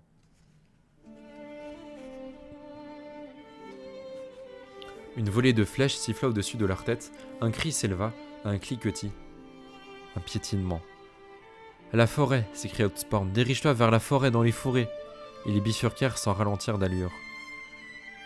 Ciri s'aplatit plus encore sur l'encolure de son cheval, car les branches qui la cinglaient au passage menaçaient de la faire tomber. Elle vit le trait d'une arbalète se planter dans le tronc d'un aulne, faisant sauter un éclat de bois. Elle encouragea de nouveau son cheval pour le faire accélérer, s'attendant à chaque instant à recevoir une flèche dans le dos. Hotspur, qui galopait devant eux, émit soudain un gémissement étrange.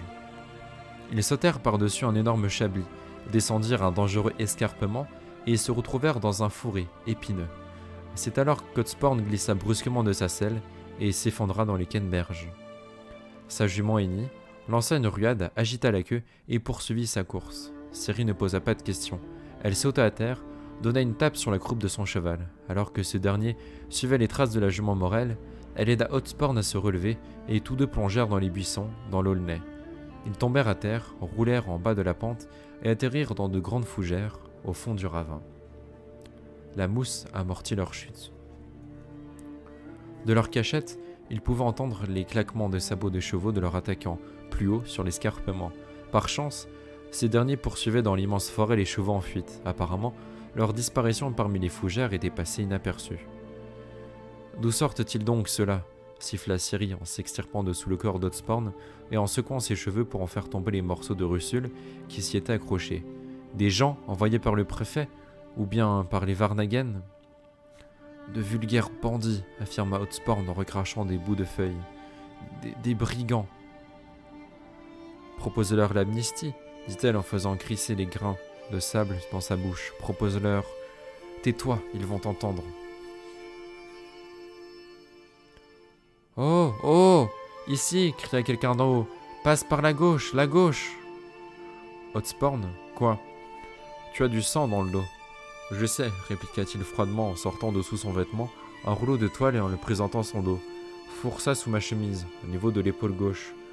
Où as-tu été touché? Je ne vois pas la flèche. C'était une arbalète, de la grenaille de fer, des clous de maréchal broyés, très vraisemblablement. Laisse, ne touche pas, c'est tout près de la colonne. Nom d'un chien, qu'est-ce que je dois faire alors? Gardez le silence, ils reviennent. Les claquements de cymbaux retentirent. On entendit un sifflement strident, puis des vociférations. Quelqu'un cria, ordonna à un autre de faire demi-tour. Ciri tendit l'oreille.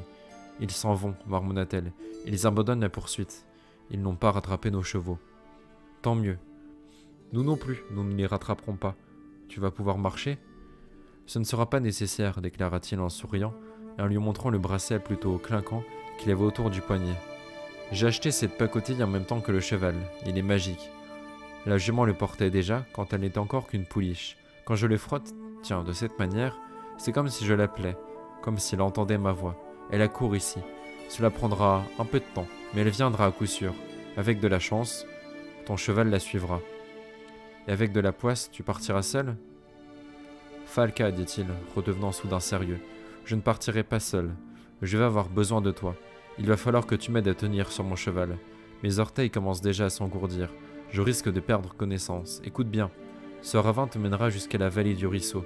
Tu iras en amont, en suivant le cours d'eau, vers le nord. Tu me conduiras jusqu'à un endroit nommé Tegamo. Là-bas, nous trouverons quelqu'un qui saura m'enlever cette ferraille de l'épaule, sans que je risque la mort ou la paralysie. C'est la localité la plus proche? Non, la jalousie est plus proche. Par la vallée, c'est à quelques 20 milles d'ici, dans le sens contraire. Mais ne tirant sous aucun prétexte. Pourquoi? Sous aucun prétexte, répéta-t-il en grimaçant. Il ne s'agit pas de moi, mais de toi. La jalousie, c'est la mort assurée pour toi. Je ne comprends pas.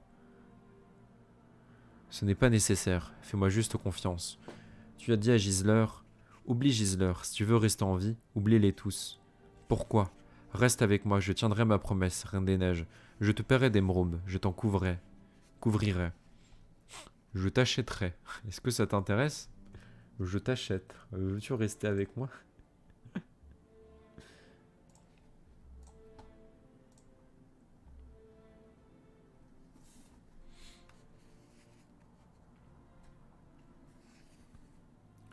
Ce n'est pas vraiment le moment de plaisanter.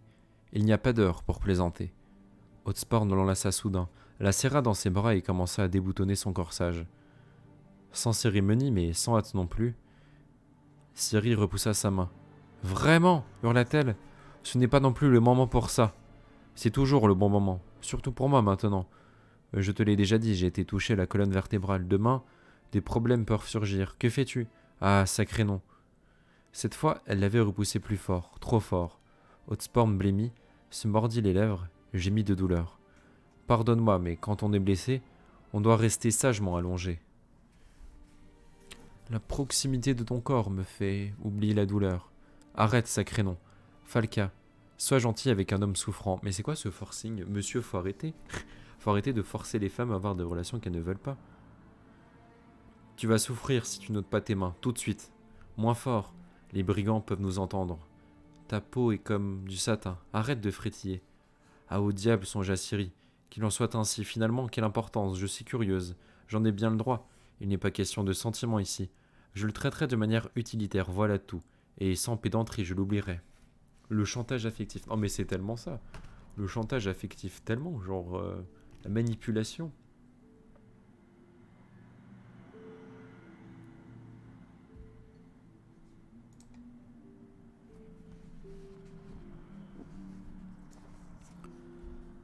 En plus elle cède, insupportable. Elle se soumit à ses effleurements et ses caresses. Elle détourna la tête, mais estima que c'était exagérément chaste et faussement pudique. Pudibond, elle ne voulait pas passer pour une sainte nitouche contente de séduire. Elle le regarda droit dans les yeux, mais cette attitude lui parut trop franche et trop insolente. Elle ne voulait pas non plus passer pour ce genre de fille. Elle baissa donc simplement les paupières, passa ses bras autour de son cou avant de l'aider à défaire les boutons, car il s'y prenait mal et perdait du temps. Bientôt les baisers accompagnèrent les caresses. Elle était sur le point d'oublier le reste du monde lorsque Hotspur se figea soudain. Elle resta allongée patiemment, quelques instants, se rappelant qu'il était blessé et qu'il devait probablement souffrir. Mais cela durait par trop longtemps. Sa salive avait séché sur ses tétons. « Hé Hotspur, tu t'es endormi ?» Quelque chose coula sur sa poitrine et sur son ventre. En tâtant de la main, elle comprit ce que c'était. Du sang. « Hotspur, fit-elle en le repoussant loin d'elle. « Hotspur, tu es mort ?» Question stupide, songea-t-elle. Bien sûr qu'il est mort, je le vois bien. Il est mort, la tête sur ma poitrine. Ciri détourna son visage. Sa joue blessée était rouge. Visigota ignorait si c'était à cause de la chaleur du feu dans la cheminée ou de la gêne qu'elle éprouvait peut-être. La seule chose que je ressentais alors, ajouta-t-elle, le visage détourné, c'était de la désillusion. Cela te choque-t-il ? En l'occurrence, non. Je m'efforce de ne pas enjoliver mon récit, de ne rien rectifier, de ne rien passer sous silence, bien que je sois parfois tenté de le faire, surtout en ce qui concerne ce dernier épisode. Elle renifla, se frotta le coin de l'œil à l'aide de son poing serré. Je le recouvert de branches et de pierres, à la va-vite, je l'avoue. Il commença à faire noir, je devais passer la nuit là. Les bandits rôdaient toujours dans les alentours. J'entendais les échos de leurs voix, et j'étais déjà plus que certain qu'il ne s'agissait pas de bandits ordinaires. La seule chose que j'ignorais, c'était qui ils pourchassaient, lui ou bien moi. Je devais cependant me tenir tranquille, toute la nuit, jusqu'à l'aube, à côté d'un cadavre. Rrr.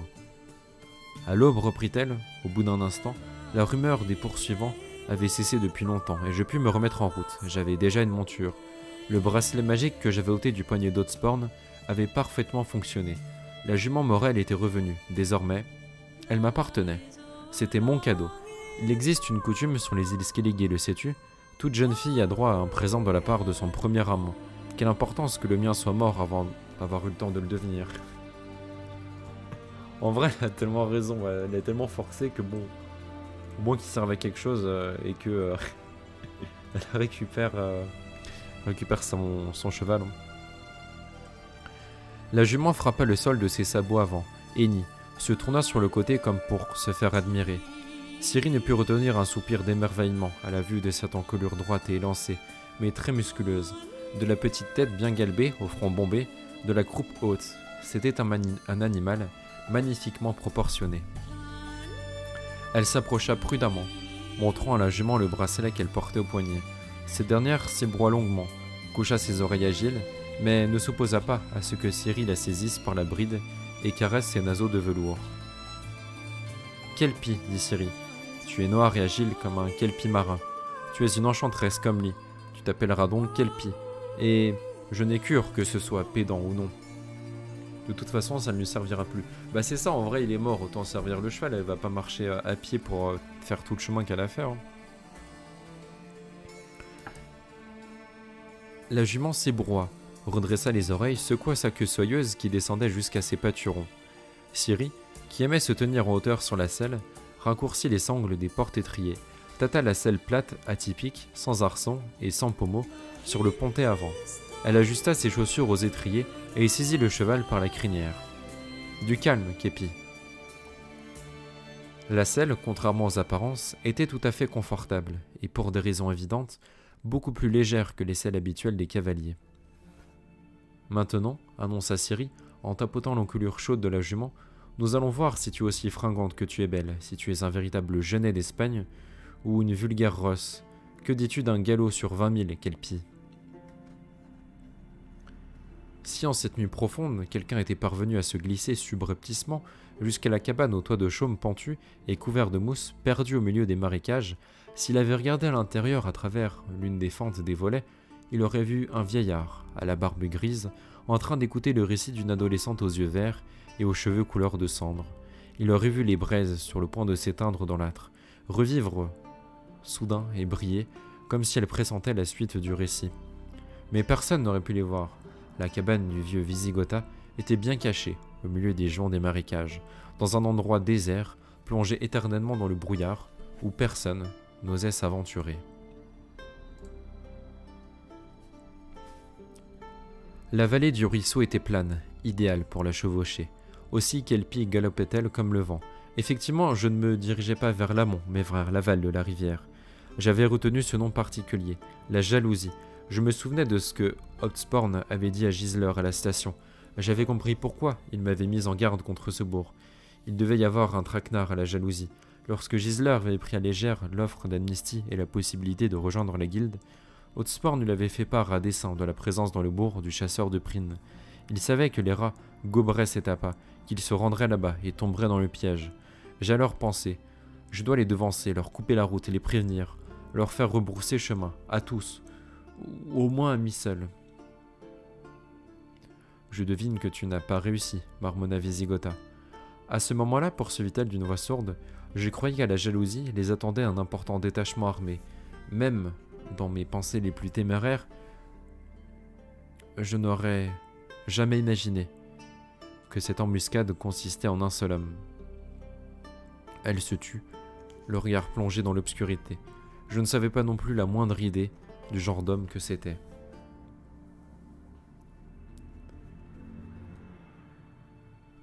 Avec ses maisonnettes aux chaumes jaunis, ses toitures en tuiles rouges, Birka était autrefois un village charmant, prospère, situé dans une vallée très pittoresque dont les versants boisés et escarpés changeaient de couleur selon la période de l'année.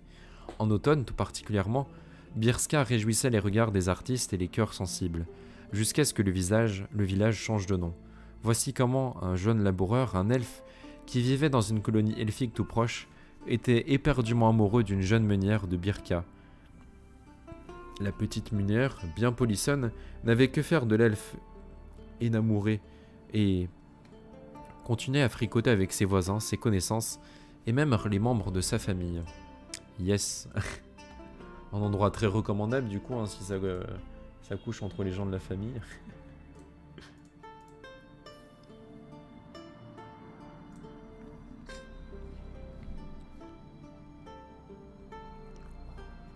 Tout ce beau monde continue à railler l'elfe et à tourner en ridicule son amour aveugle comme une taupe. L'elfe, contrairement à ses habitudes, explosa de rage, et sa vengeance fut terrible. Une nuit que le vent était favorable, il mit le feu au village, et Birka tout entier fut réduit en cendres. Les habitants ruinés sombrèrent dans les découragements, certains partirent explorer le monde, d'autres s'enfoncèrent dans le désœuvrement et les boissons. L'argent collecté pour la reconstruction était régulièrement détourné ou dépensé en beuverie, et le village n'était plus désormais que misère et désespoir. C'était un amas d'affreux taudis bâtis à la va-vite sur le flanc nu et noir dessus de la vallée. Avant l'incendie, Birka décrivait un ovale avec en son centre une petite place. À présent, les rares maisons reconstruites correctement, les greniers et les distilleries formaient une espèce de longue ruelle, fermée par la façade de l'auberge sous la tête de la chimère, construite grâce au labeur populaire et dirigée par la veuve Goulue. Cela faisait 7 ans que plus personne n'appelait le village Birka. Il avait été rebaptisé les Flammes de la Jalousie, ou pour simplifier, la jalousie, tout court. Les rats cheminaient dans la ruelle, la matinée s'annonçait sombre, froide et nuageuse. Les gens se hâtaient de rentrer chez eux, ils se cachaient dans leurs cabanes et leurs chaumières. Ceux qui avaient des volets à leurs fenêtres les refermaient avec fracas et barricadaient leurs portes. Ceux qui avaient de l'alcool buvaient un coup pour se donner du courage. Les rats avançaient au pas, lentement, ostensiblement, étriés contre étriés. Sur leurs visages se lisait un mépris indifférent, mais ils observaient attentivement les fenêtres, les seuils et les angles des maisons. Un seul trait d'arbalète, lança Gisler d'une voix forte en guise d'avertissement. Une seule corde qui claque, et ça va barder. Et qu'on allume encore une fois les flammes du coq rouge, ajouta Étincelle d'une haute et vibrante voix de soprano, ne resteront plus que la terre et l'eau. Parmi les habitants, certains, à coup sûr, avaient une arbalète, mais il ne s'en trouva aucun pour vérifier si les rats avaient dit vrai. Les rats descendirent de leur monture, ils franchirent à pied, côte à côte, la distance qui les séparait de l'auberge sous la tête de la chimère, en faisant cliqueter et résonner en rythme leurs éperons, leurs ornements et leurs bijoux. Sur les marches de l'auberge, 3 jalousiens soulageaient leur gueule de bois en buvant de la bière. En voyant la bande arriver, ils décampèrent aussitôt. « J'espère au moins qu'il est là, marmonna Kelleg. Nous avons perdu du temps. Il aurait fallu arriver ici de nuit. » Espèce d'idiot, siffla Étincelle entre ses dents. Si nous voulons que les bardes en fassent des chansons, on ne peut pas faire ça en pleine nuit et dans le noir. Il nous faut des témoins. Le petit matin est le meilleur moment parce que tout le monde est sobre à cette heure. Pas vrai, Gisler?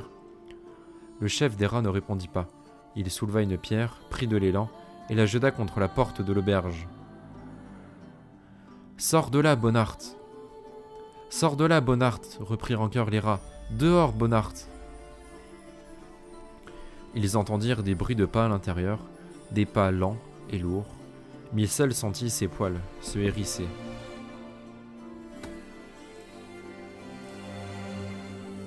Bonnart se tenait sur le seuil de la porte. Instinctivement, les rats reculèrent d'un pas, la main serrée autour du manche de leur épée, les talons de leurs bottes s'enfonçant dans le sol. Le tueur-gage, lui, tenait son épée sous l'aisselle. Il avait ainsi les mains libres. Dans l'une d'elles, il tenait un œil caillé, dans l'autre, un quignon de pain. Il s'approcha lentement de la barrière, sous le perron, et les regarda tous de haut, avec arrogance. Il était lui-même très grand, immense, bien que maigre comme une goule. Il les regardait, promenant son regard aqueux sur chacun d'eux. Ensuite, il mordit dans son œuf, puis dans son quignon de pain. « Et Falca, où est-elle » demanda-t-il, la bouche pleine, des miettes de jaune d'œuf s'échappant de ses lèvres. « File, Kelpie, file aussi vite que tu peux, ma belle. » La jument Morel hennit bruyamment, son cou tendu en avant dans un dangereux galop. Des gravillons giclaient sous ses sabots, qui pourtant semblaient à peine toucher le sol. Bonnart s'étira paresseusement, faisant craquer sa vareuse de cuir. Il tira lentement sur ses gants, en peau d'élan, et les ajusta avec soin. « Mais qu'est-ce donc » lança-t-il en faisant la grimace. « Vous voulez me tuer? Pour quelle raison, dites-moi ?»« Eh bien, sans chercher loin, pour avoir tué la manite. »« Et pour le plaisir, » ajouta Étincelle. « Et pour avoir la paix, » renchérit Riff. « Ah » fit lentement Bonnart. « Ainsi, c'est de cela qu'il s'agit.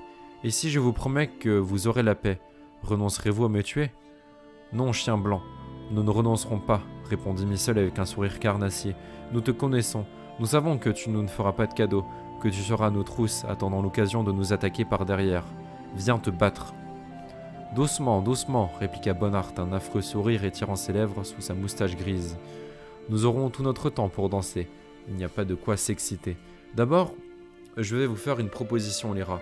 Je vais vous donner le choix. Ensuite, vous ferez selon votre désir. »« Qu'est-ce que tu baragouines, vieux champignon » s'écria Kéligé, en s'arc-boutant méfiant. « Parle plus clairement. » Bonnart hocha la tête et se gratta l'oreille. « On offre une belle récompense pour votre capture, les rats. Une récompense non négligeable, et il faut bien vivre. » Étincelle s'ébroie, tel un chat sauvage en écarquillant les yeux. Bonnart croisa les bras sur sa poitrine, son épée coincée dans le creux de son coude. « Une récompense non négligeable, » répéta-t-il, « si on vous capture mort, et à peine plus alléchante si l'on vous prend vivant. Et pour être franc pour moi, ça ne fait pas de différence. Je n'ai rien contre vous personnellement. Hier encore, je me disais que j'allais vous oxyre tout simplement pour m'amuser, passer le temps. Mais vous vous êtes présenté à moi, m'épargnant de la peine, et ce faisant, vous avez gagné ma sympathie. Je vous laisse donc le choix. Comment préférez-vous que je vous refroidisse, avec bonté ou colère ?» Kéligé serra les mâchoires. Michel se pencha en avant, prêt à bondir. Gisler la saisit par l'épaule. « Il veut nous faire sortir de nos gonds, siffla-t-il. Laisse donc la canaille s'exprimer. » Bonnart s'exclaffa. « Eh bien, répéta-t-il, bonté ou colère? Je vous conseille d'opter pour la première, car, voyez-vous, votre mort sera ainsi moins douloureuse, beaucoup moins douloureuse. » Cédant au même instant, les rats s'emparèrent instantanément de leurs armes. Gisler dessina une croix avec son fer et se plaça en position d'escrimeur. Michel cracha par terre. « Approche, vieille croûte décrépie, lança-t-elle d'un ton apparemment calme. « Approche, scélérat. Nous allons t'abattre comme un vieux chien gris. » « Donc, vous préférez la colère. » Le regard tourne au loin, quelque part au-dessus des toits des logis. Bonnart se saisit lentement de son épée, laissant tomber le fourreau à terre. Il descendit sans se presser les marches du perron, en faisant teinter ses éperons.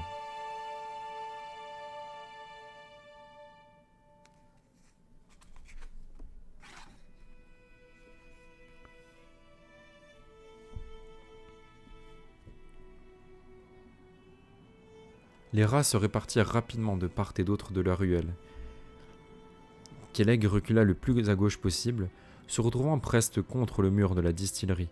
Étincelle se plaça près de lui, ses lèvres fines, tordues en un rictus qui lui était familier.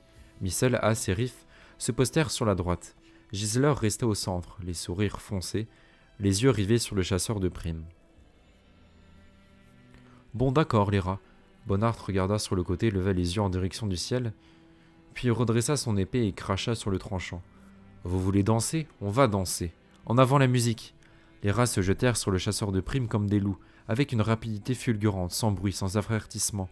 Les lames rugirent dans l'air et le cliquetis plaintif du métal résonna dans la ruelle. Au début, on n'entendit que le choc des lames, des soupirs, des gémissements et des respirations haletantes.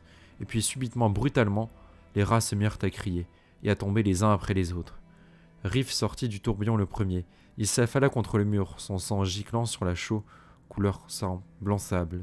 Après lui, As se mit à tituber. Il se recroquevilla et tomba sur le côté, sa jambe prise de spasmes. Bonnard tournait et bondissait comme une girouette, sa lame ne cessant de scintiller et de siffler tout autour de lui. Les rats reculaient, les sautaient, frappaient, puis s'écartaient furieux, intraitables, impitoyables et totalement inefficaces. Bonnard parait, attaquait, frappait sans cesse, ne leur laissant aucun répit. C'est lui qui imposait le tempo, et les rats reculaient et tombaient comme des mouches. Étincelle, touchée au cou, s'effondra dans la boue. Elle se pelotena tel un château, et du sang jaillit de sa carotide, éclaboussant le mollet et le genou de Bonnard qui passait au-dessus d'elle. D'un geste large, il repoussa l'attaque de Missel et de Gisler, après quoi il virevolta et d'un coup fulgurant se défit de Kelleg, le tailladant du bout de son fer de la clavicule jusqu'à la hanche. Kelleg lâcha son épée mais il parvint à rester debout. Il se ramassa sur lui-même en agrippant sa poitrine et son ventre des deux mains, et du sang jaillit sous ses doigts. Bonnard évita un autre coup de Gisler, il para l'attaque de Missel et toucha de nouveau Kelleg, transformant cette fois le côté de sa tête en une bouillie écarlate. Le rat aux cheveux clairs tomba à terre, une marée de sang s'élargit autour de lui, se mêlant à la boue. Missel et Gisler hésitèrent un instant.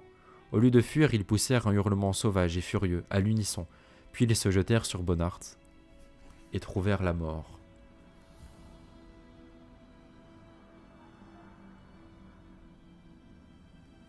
Ils se sont fait laver. J'ai pas d'autres mots, désolé, mais ils se sont fait ramasser. On aurait dit un combat... Je sais pas du tout qui est ce Bonnard, je me rappelle plus si on en a pas déjà parlé avant. Mais la façon dont il s'est battu, on dirait quand même vachement un sorceleur qui ramasse tout le monde. Hein. Parce que faire du 1v6 contre une troupe aussi expérimentée, faut quand même le faire.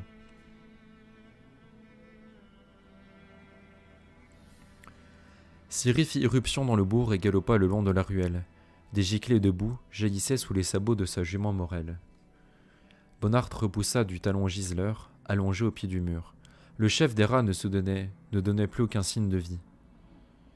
Le sang avait cessé de couler de son crâne fracassé. Missel, à genoux, cherchait son épée. Elle tâtait de ses deux mains la boue et la fiente, sans se rendre compte qu'elle était agenouillée au milieu d'une noire rouge qui ne cessait de s'agrandir.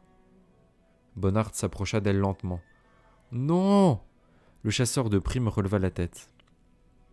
Ciri sauta de son cheval en pleine course, elle tituba, tomba sur un genou. Bonnard sourit. « Une rate, la 7e. C'est bien que tu sois là. Tu manquais à mon tableau de chasse. » Missel trouva son épée, mais elle était incapable de la soulever. Elle poussa un râle et se jeta aux pieds de Bonnard, des doigts tremblants. Elle s'agrippa à ses chevilles. Elle ouvrit la bouche pour crier, mais seul un filet carmin et brillant s'échappa de ses lèvres. Bonnard lui donna un coup de pied qui la fit rouler dans la fiente. Missel, tenant des deux mains son ventre tailladé, parvint tout de même à se soulever. « Non !» hurla Ciri. « Missel !» Le chasseur de primes ne prêta aucune attention à son cri. Il ne tourna même pas la tête. Il fit tournoyer son épée et l'abattit avec vigueur, comme une faux, sur Missel, qui fut soulevé du sol et projeté contre le mur, aussi molle qu'une poupée de chiffon, l'oc souillée de rouge. Le cri mourut dans la gorge de Ciri. Elle avait les mains qui tremblaient lorsqu'elle se saisit de son épée. « Assassin !» dit-elle d'une voix qu'elle ne reconnaissait plus, les lèvres sèches. « Assassin, salaud !» Bonnard l'observait avec curiosité, la tête légèrement penchée sur le côté. « Donc nous voulons mourir ?» demanda-t-il.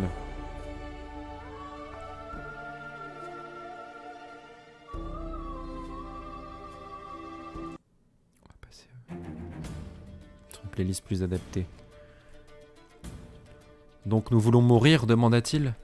Ciri avançait, pointant sur lui l'épée qu'elle tenait de ses deux mains tendues, décrivant un demi-cercle avec la lame pour abuser de son ennemi. Le chasseur de primes éclata d'un rire sonore. « Mourir !» répéta-t-il. « La rate veut mourir !» Il tournait lentement sur lui-même, sans se laisser prendre au piège du demi-cercle. Mais Ciri n'en avait cure. Elle se laissait gagner par la rage et la haine, brûlant du désir de tuer. Elle voulait atteindre ce terrible vieillard, sentir la lame de son épée pénétrer son corps. Elle voulait voir son sang jaillir de ses artères tranchées au rythme des derniers battements de son cœur. « Eh bien, ma rate, annonça Bonart, en levant son épée ensanglantée et en crachant sur le tranchant. « Avant de crever, montre-moi ce que tu as dans le ventre. En avant la musique !»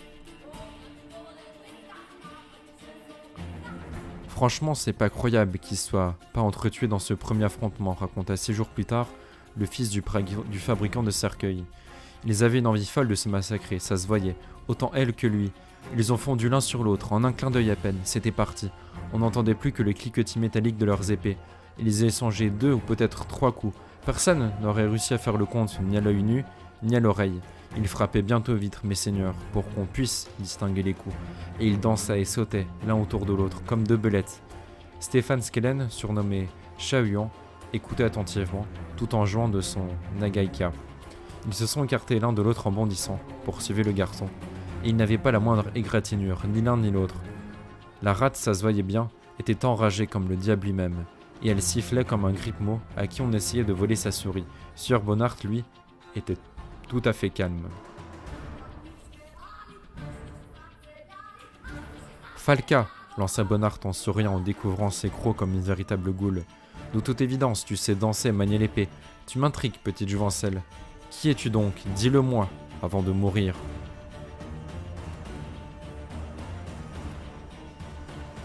Ciri avait du mal à reprendre son souffle. Elle sentait la peur commencer à l'envahir. Elle savait désormais à qui elle avait affaire. « Dis-moi qui tu es, et tu auras la vie sauve. » Elle serra plus fort dans sa main la poignée de son épée.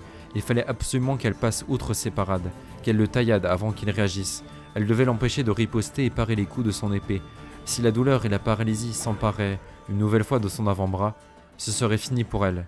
Elle ne pourrait plus se permettre de gaspiller son énergie et à esquiver passivement, et de justesse, les coups de son adversaire. « Il faut franchir l'obstacle, se dit-elle. Maintenant, c'est ma seule chance, ou bien je mourrai. »« Tu vas mourir, la rate, assina-t-il en pointant sur elle son épée. Tu n'as pas peur? Sans doute parce que tu ignores à quoi ressemble la mort. »« Kaer Morhen, songea-t-elle en faisant un bond.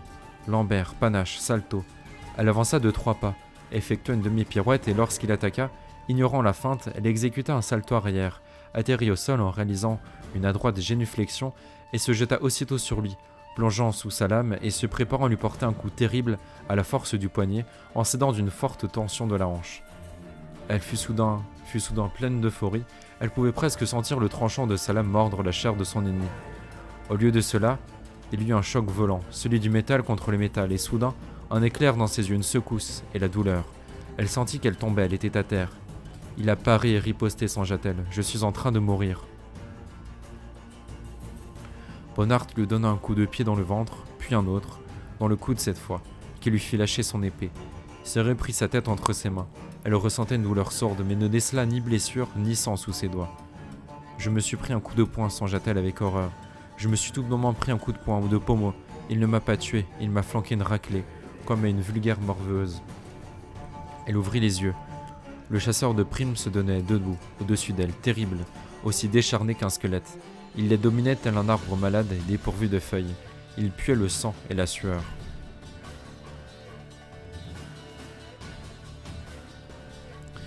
Il l'attrapa par les cheveux, la força à se redresser, puis il la souleva d'un coup sec, et, tandis qu'elle hurlait comme une damnée, la traîna jusqu'à Missel, qui gisait près du mur. « Tu n'as pas peur de la mort, hein » vociféra-t-il en lui inclinant la tête vers le bas. « Alors, regarde bien la rate, c'est ça la mort. C'est ainsi que l'on meurt, regarde ça, ce sont des entrailles, du sang et de la merde. Voilà ce qu'on a à l'intérieur. » Ciri se raidit, se courba, toujours prisonnière de la poigne de fer du chasseur de primes. Elle eut plusieurs rôles au cœur, Missel était encore en vie, mais ses yeux étaient déjà nébuleux, glauques, vitreux. Sa main, comme une serre d'autour, se crispait et se détendait, s'enfonçant dans la boue et le fumier. Ciri sentit une forte odeur d'urine. Bonart ricanait. C'est ainsi que l'on meurt, la rate, dans sa propre pisse. Il la lâcha. Ciri s'écarta à quatre pattes, le corps agité de spasmes, incapable de pleurer. Micelle se trouvait là, juste là, sa main, si fine, si délicate, si douce. Elle ne bougeait plus. Il ne m'a pas tué. Il m'a ligoté les deux mains à une barre d'attache. Visigota était assis, immobile. Il se tenait depuis un bon moment déjà dans cette position. Il retenait son souffle. Au fur et à mesure que Ciri avançait dans son série, sa voix devenait de plus en plus sourde, de moins en moins naturelle. Elle avait quelque chose de désagréable. Il a ordonné à ceux qui étaient accourus de lui apporter un sac de sel et un tonnelet de vinaigre, et une scie. J'ignorais... Je ne pouvais pas savoir ce qu'il avait l'intention de faire. À ce moment-là, j'ignorais encore de quoi il était capable. J'étais ligoté à la barre d'attache. Il a appelé quelques valets, leur ordonné de me tenir par les cheveux et les paupières. Il leur a montré comment faire, pour que je ne puisse ni détourner la tête, ni fermer les yeux, pour que je sois obligé de regarder ce qu'il faisait. Il faut veiller à garder la marchandise en état, a-t-il dit. Éviter qu'elle se décompose. La voix de Ciri se brisa. Elle avait la gorge sèche. Visigota, devinant soudain ce qu'il s'apprêtait à dire, sentit un afflux de salive envahir sa bouche, telle une vague d'inondation.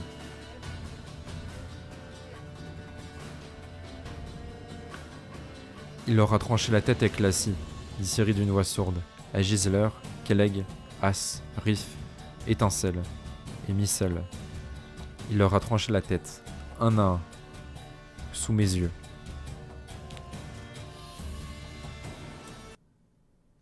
Coup dur.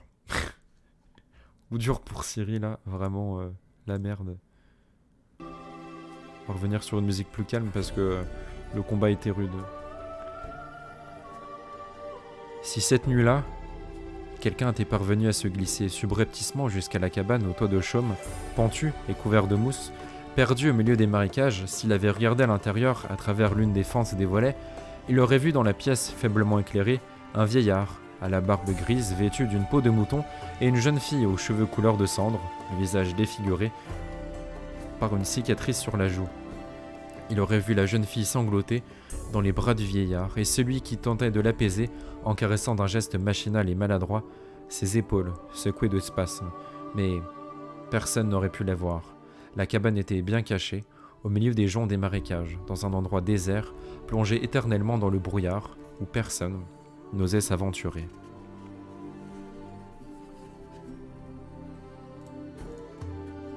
On m'a souvent demandé comment j'en étais venu à écrire mes mémoires. Quel fait précis, quel événement avait accompagné ou suscité mes premiers écrits. Par le passé, j'avais coutume de produire diverses explications, fabulant la plupart du temps. À présent, toutefois, je rends hommage à la vérité, car aujourd'hui, alors que ma chevelure a blanchi et que mon crâne s'est fichtrement dégarni, je sais que la vérité est une graine précieuse et que le mensonge, en revanche, est une glume indigne. Et la vérité, la voici. L'événement déclencheur, celui auquel je dois mes premières mottes, celles qui me permirent par la suite de donner corps à l'œuvre de ma vie, fut la découverte fortuite parmi des affaires que mes compagnons et moi avons subtilisées sur des impedimenta lyriens, d'un crayon de plomb et de papier de paille. C'est arrivé.